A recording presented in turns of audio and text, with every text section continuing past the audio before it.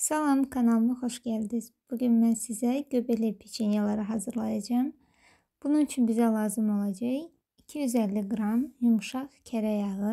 Baxın, belə bir yumuşaqlıqda.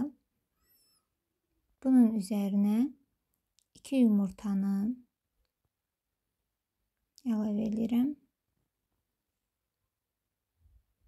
1 stəkan şəkər tozu.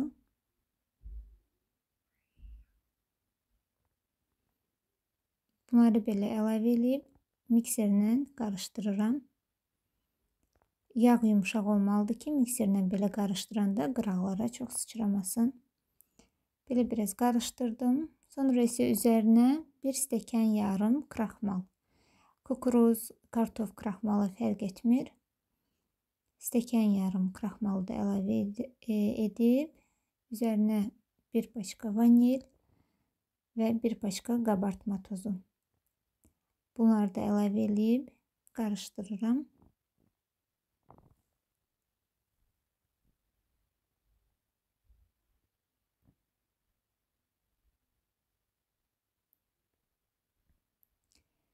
Və üzərinə məndə 2 stəkan yarım un getdi.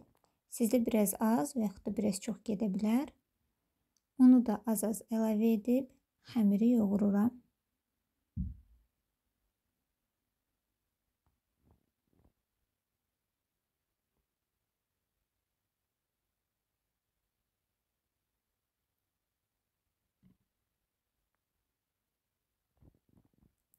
Yumuşaq, yağlı, ələ yapışmayan xəmir alınır. Baxın, belə bir xəmirdir. İndi isə bu xəmirdən balaca kündələr eləyirəm. Məndə 45 ədəd kündə alındı, yəni 45 ədəd peçenye alınır.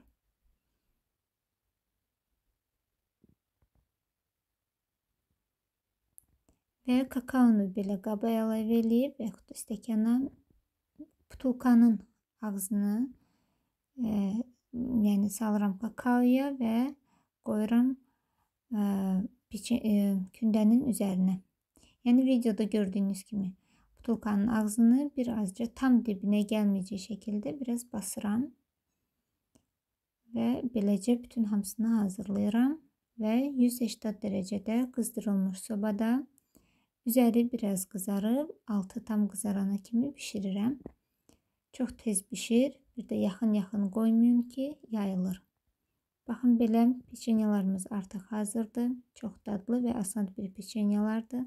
Siz də hazırlayın. Nuş olsun sizə də. Kanalıma abunə olmağı və like qoymağı, şərh yazmağı, dəstək çıxmağı unutmayın. Çox sağ olun.